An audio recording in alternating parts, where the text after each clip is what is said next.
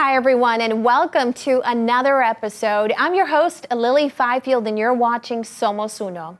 This week, I had the opportunity to sit down with three special guests to help us get informed and inspired in the hopes of putting us one step closer to that American dream.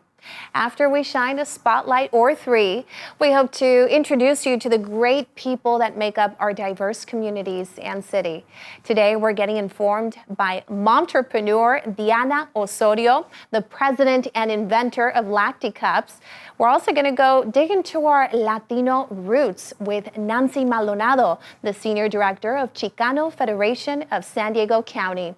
And finally, we'll discuss the real estate market fluctuations with Realtor Chavez of Big Block Realty. This is Somos Uno.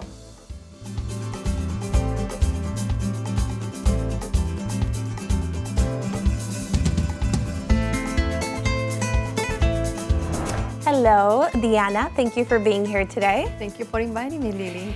I'm very excited to get into the topic of your product today. But first, let's start by introducing you. If you want to introduce yourself to our audience and tell us why you're here. Yeah, thank you. So my name is Diana Osorio, and I'm originally from Colombia. Fellow Latina. Sí, muy Latina. So I came to the United States actually for vacation. Never planning on staying. That was in 1990. It was supposed to be a 3-month vacation, and here we go 28 years later. Here you're today bringing us your product, a beautiful invention that for me it's the first time hearing anything so specific like your product. I've heard of others similar, but they don't achieve what your product can achieve. So tell our audience what you brought us here today. Yeah, so basically Lactation, it came up from the need to save more milk for babies who are in intensive care unit. So I'm a lactation consultant and I work in intensive care unit and postpartum for over 17 years. And by witnessing all the struggles that mothers go through to breastfeed and collect and save the breast milk for the babies, I start wondering, how can we save more milk and prevent babies from getting formula? And so I start noticing that most moms, they leak a lot of breast milk in between feedings during the first month or 2 months after the baby's born. And what do they usually do when that happens? Moms usually wear nursing pads, and all that milk gets absorbed and wasted, goes to the trash. Mm-hmm. And I start wondering, how much milk can be collected? I personally used to leak tons of breast milk. Even at night, you know, when you're a nursing mom, you wake up and your bed is really flooded with milk. So I started wondering how much. So I did a study in 2012 while I was working in the hospital, and to count how much milk gets wasted. And after a year and 60 moms, I came to the conclusion that about 46% of the milk that moms pump, you know, so let's say a mom is pumping 10 ounces per day, pumping because we don't know how much the baby is taking, you know, from the one that they pump 10 ounces, about 46% can be collected besides that on breast milk. So moms leak anywhere between 4 to 16 ounces per day. That's a lot of breast milk. If you think about how much milk a newborn baby can have, so it's half of this bottle will be 11 millimeters. Wow. Which is like 2 tablespoons. Yeah. So what happens to the rest of the milk that the mothers pump? Oh, well, we save it and we freeze it to the baby to feed later. But not the milk that gets wasted in nursing pads just gets wasted. Mm-hmm. So my idea was, well, why don't we collect that milk and save it instead of wasting it on nursing pads? And so then my research was, how can we save that milk? Because what we have in the market is normal breast shells that are full of holes everywhere. Yeah, I've seen them. They market them for breathing. They're breathable. Yeah, so actually what they do is they help moms with sore nipples. And like here you can see, which of course the Lactation does as well. They help moms to relieve sore nipples from friction because it creates a chill where nothing is touching. So the Lactation do that, which all the breast shells do. But Lactation don't have the holes that all the other breast shells do. Yes. So that makes them very different. So when I created the first cups, so I realized many other benefits besides just collecting the breast milk. So collects breast milk, relieves the nipples from friction, and besides that, prevents engorgement.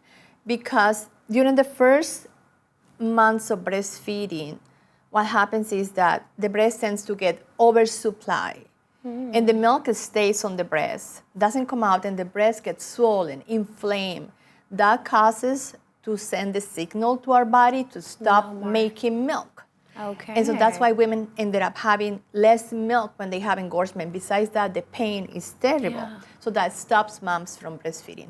That makes sense. Yeah. So Lacticups allows the milk to flow out. The milk is getting collected. The breast doesn't get engorged. And moms can breastfeed with ease and are collecting all the milk without having to pump. I love the idea, and I love something that I learned about your product, which honestly, I was impressed by it, but I was also a bit saddened.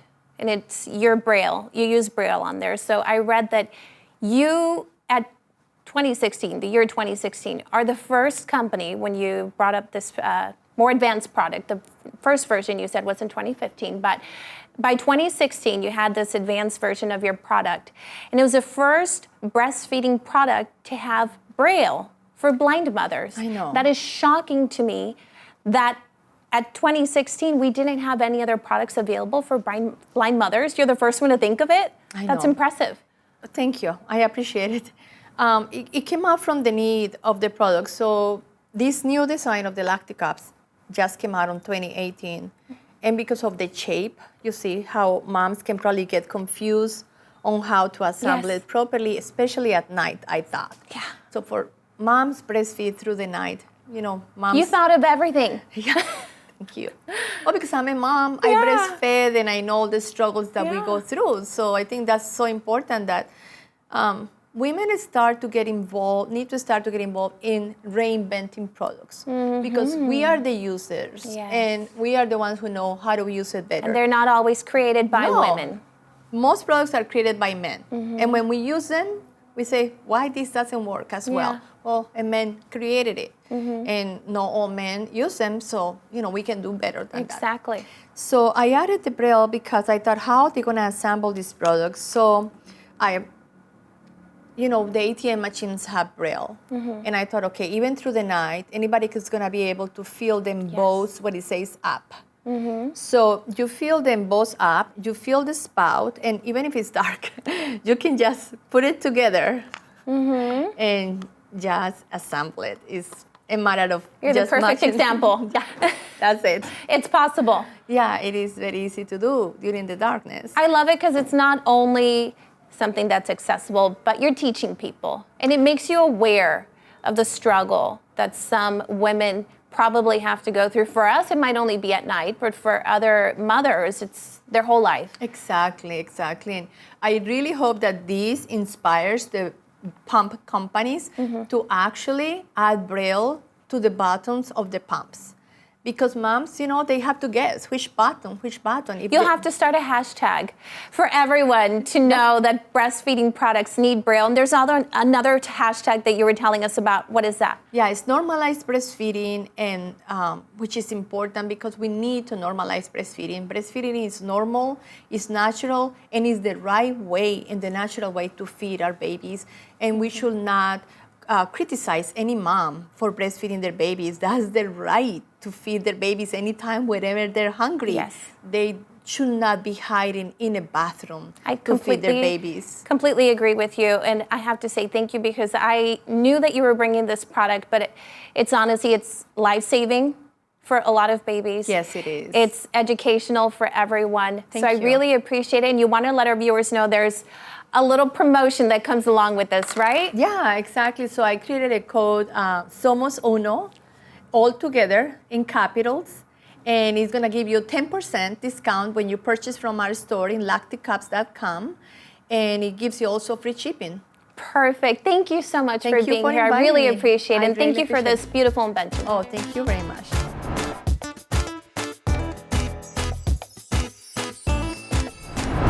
Introducing S1 Connect by Synergy One Lending, a company committed to making your home buying experience easy and convenient. S1 Connect is the best way to simplifying your home buying experience so that you can get your dream home faster. Whether you're a baby boomer, a millennial, or a luxury home buyer, S1 Connect offers you the opportunity to receive real-time notifications about your home loan. so that you're informed every step of the way. Apply for a loan from anywhere. Compare various loan scenarios to help determine which product best fits your needs. Track your home loan progress with real-time notifications. Safely and securely upload loan documents from your mobile device. And have instant access to your loan officer and real estate agent. Basically, we're all about speed, ease, and expertise at Synergy One, so download the S1 Connect app today. To learn more about S1 Connect, visit us at s1lending.com. Follow us on Facebook, Twitter, and Instagram to find out everything we have going on at Synergy One Lending.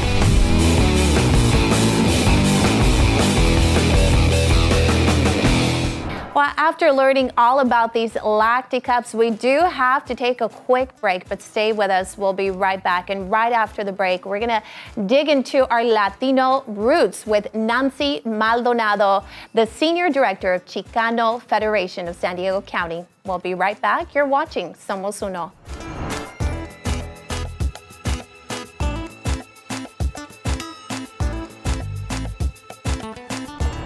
Our next guest is the Chief Operating Officer of the Chicano Federation of San Diego County, whose mission is to provide empowering opportunities to a diverse community while also raising awareness to educate people about Chicano Federation programs and the services that are critical to San Diego. And to help us achieve this goal, we have Nancy Maldonado. Thank you for being here today with us. So Nancy, for a lot of people who haven't heard of this program, please tell us a little bit about it. 50 years, though. I know it's been 50 years, but tell us. 49, yes. So next year, Chicano Federation will celebrate its 50th year of serving the San Diego community. So what we are is we're a social services nonprofit agency. So we have a number of programs all geared towards empowering low-income families and individuals. So our programs include affordable housing. So we own apartment buildings throughout San Diego County. And those are either for seniors, for individuals with disabilities, or for low-income individuals and families. We also have subsidized childcare programs. So we contract with a number of home daycare providers throughout the county. And if they service low-income families, we can reimburse them for that. Oh, wow. Yeah. So when people are interested in these programs, how do they get access? So the information is on our website, but we always encourage people to call and find out more information, especially the requirements for qualifying for these programs, because families do have to need and income qualify to be able to be a part of our program. So how did this come to be? Is it just something, I mean, it's been so many years now that you said the organization's been around. How did it all start? Well, originally the organization started as a civil rights and advocacy group for Chicanos, and advocating for Latino rights. And it's over the years it has changed into more of a direct service organization to try to empower families. And contrary to our name, we don't only serve Latinos. Okay. Of the 8,000 people we directly serve every year, about 50% of those are Latinos, and the rest is everything else. Yeah. Okay, so it's open to everyone. Absolutely. And that goes along with the child care? Yes. So how does that work? So we have a number of different programs in childcare and education. So the one, the infant and toddler program, so we, as I mentioned, we contract with home daycare providers. So if they take care of low-income families, then we're able to reimburse them for taking care of those children. We also have a preschool in Barrio Logan. Okay. Yeah, so that's a Head Start preschool. And then we have a couple of other programs. So they're in-home early Head Start and Head Start programs. So we have home visitors that will go to these homes, and they teach parents how to be their child's first teacher. Wow. Yes. That's amazing. I think that's really big, something needed not only in the Latino community, but just all across the board. I know sometimes, with help like this, they can spot early signs of, if the development isn't all there, or is that something that you guys help with? Because I know a lot of those programs, that's how that works. Yes, and yes, so they do. They are able to spot if there's some maybe developmental delays that parents might not be aware of, and they're also able to do it in a way that's sensitive to our culture and towards helping parents understand that it's not something negative, but the earlier that they can get help for their children, the better it's going to be in the long run. And with the organization being around so long, what have you guys seen as the main necessities in the community? Obviously the needs change over time, but one thing, or the couple of things that have remained a constant is housing. Affordable housing is much needed service, and so is subsidized childcare. With the cost of childcare in, not just San Diego, but in California, that's one of our most popular programs. And is this a pretty big group that make up the organization here? Because I know that with this 50-year anniversary coming up next year, you guys are going to have a pretty big event. Yes. So what's that going to be like? So yes, in May 11th, 2019, we are celebrating our 50th year anniversary. We're having a party at the U.S. Grant. Very cool. Yes. So we are already planning for that. So, in terms of the group, so our staff is about 60 people. We have an amazing board of directors. We have a committee that's already working hard on planning this, because 50 years is a big accomplishment for us, and we're very excited to celebrate. So you said you guys have been around for so long, and a lot of people know the name, but they don't know what you guys do. What else do you guys provide for the community? What would you like people to know?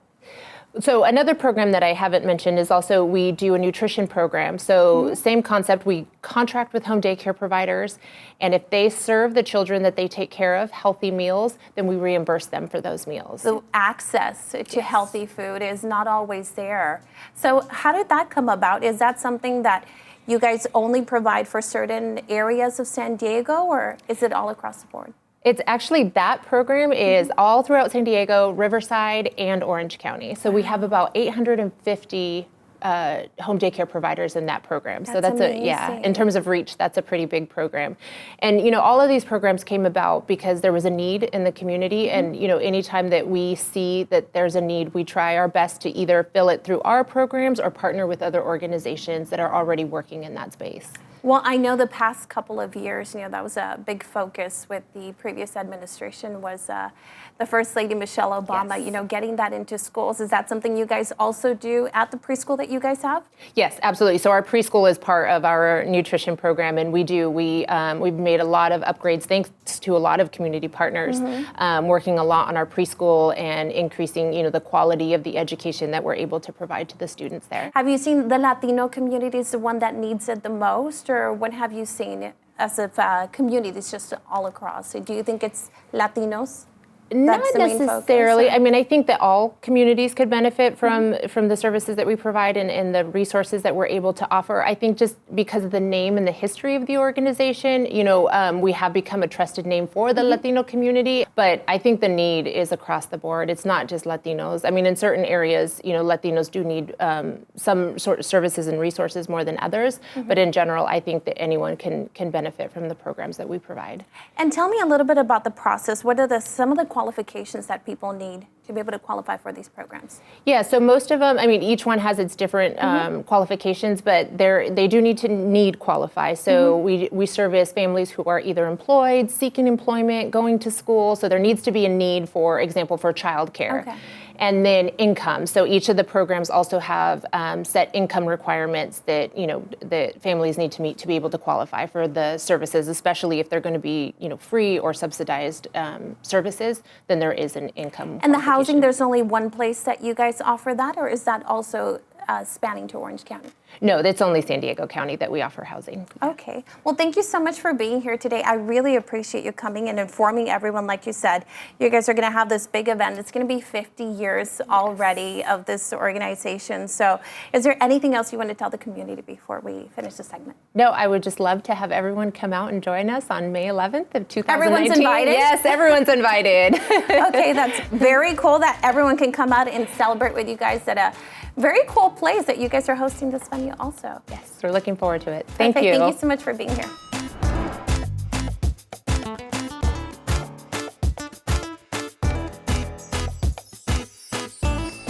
Well, after getting informed with Nancy Maldonado, we do have to take a quick break, but don't go anywhere. Right after the break, we're going to finally discuss those real estate market fluctuations we've been having lately with Realtor Carly Chavez of Big Block Realty. Stay with us. This is Somos Uno. Every client. Every client. Every client. Every client. Every time. Every time. Every time. Every time. No exceptions. No exceptions. No exceptions. No exceptions. No excuses. No excuses. No excuses. No excuses. Every client. Every time. No exceptions. No excuses.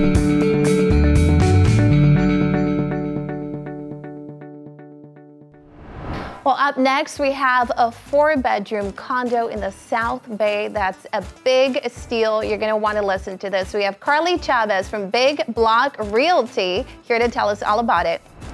Hello, Carly. Thank you for being here again. So good to have you back. Thank you. Thank you for having me. So, for those of you who didn't watch one of our first episodes, we had Carly here before, and you're here to talk to us about real estate and the markets. Right. So I want to get right into it. Looking at the markets just within this week, this month, seems like we're on a downward trend. What's going on? Yes, I mean, things are changing right now. Things are changing for good. It's turning more into a buyer's market, which is great for buyers. You have more of a negotiating power, more of a flexibility to get the price that you want. I think it's great. I think it's very healthy. Little people are getting scared, sellers maybe, but I mean, it's part of the real estate market. It goes up and down. It fluctuates. It fluctuates. What would you say, what does that mean for a first-time buyer? If first-time buyers, it's great. I mean, to actually be able to buy a home right now and to not put very little to almost nothing down, and for prices that are not now, like I have a condo, as I was going to speak about, for $319, a 4-bedroom, 2 full bath condo.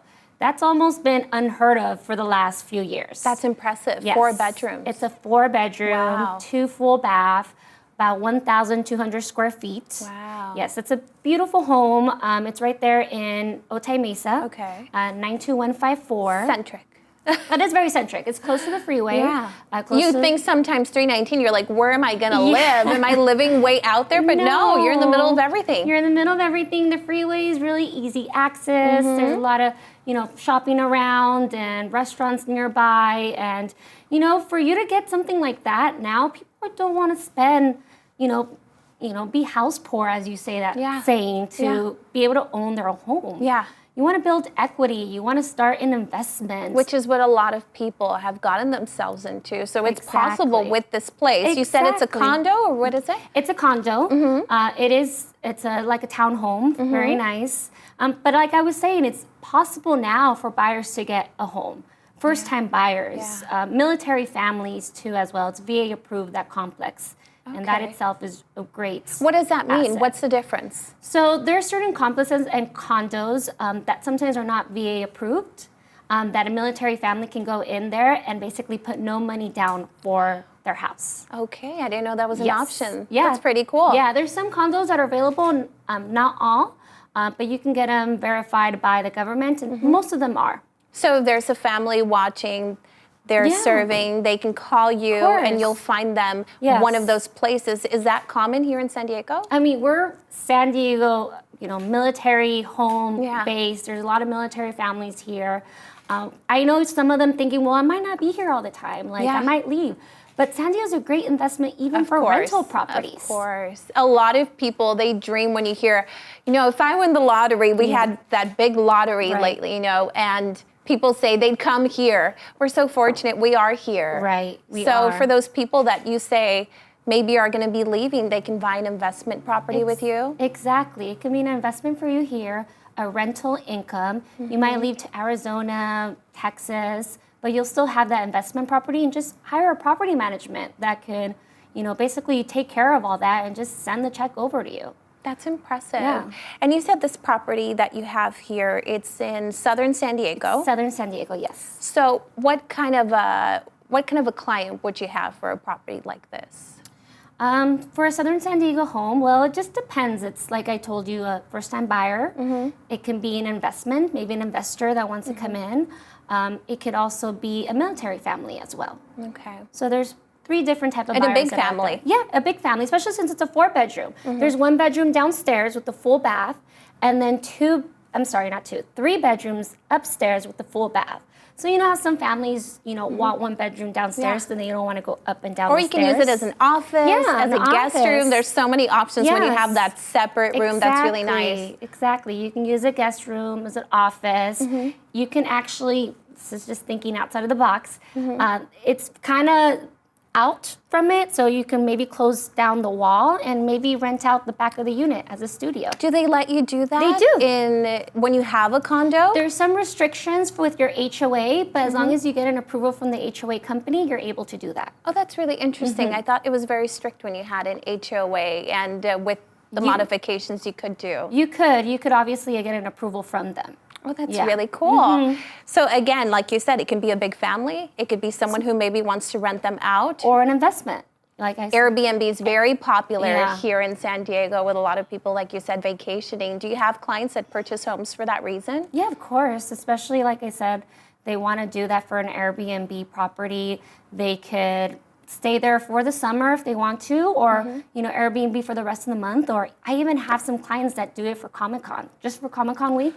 I've heard. Yeah, actually, it's a very big thing, and Yes. that's also a good point for you when you're selling it to people. I guess that you could tell them, we have these big conventions, we have a lot of attractions that bring people here, and they'll come stay at somewhere that far because it gets so expensive in downtown. A lot of stuff get booked in advance. So even in Southern San Diego, you'll still be able to book some people that come for these big conventions. I've seen that. I have clients in Chula Vista that have done that. And it's right next door, right next door to Chula Vista. And it's really close to the border too, right? It is. It is really close to the border. For any clients that, they've been going across the border because housing is more affordable over there. I mean, that border and that line is just so stressful. Might as well just come and live over here in San Diego and something affordable that they can pay for. We have viewers in Tijuana and in San Diego. So I think that's a great point to tell people is they can just make that cross. You don't have to, because it really does drain your life. I feel like it just takes a lot from you. Not only do you have to do that, but then you have to commute to your work.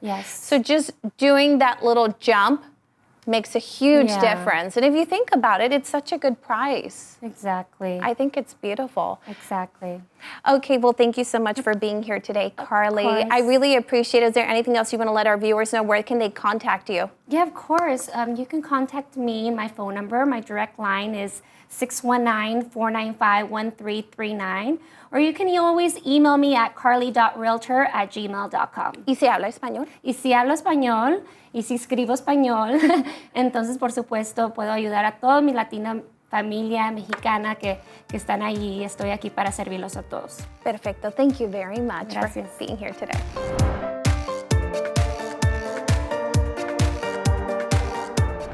Well, now that we've gotten our daily dose of knowledge, it's time for us to wrap up this episode of Somos Uno. I want to thank our amazing guests, Diana Osorio, Nancy Maldonado, and Carly Chavez for being here today. For more content, of course, head to our website at somosunotv.com and all of our social media sites. Also, if you can't get enough of Somos Uno, you can always watch us on YouTube, and remember to subscribe. Thank you again for watching. I'm Lili Fifield. Don't forget que no se les olvide, we are one. Somos Uno.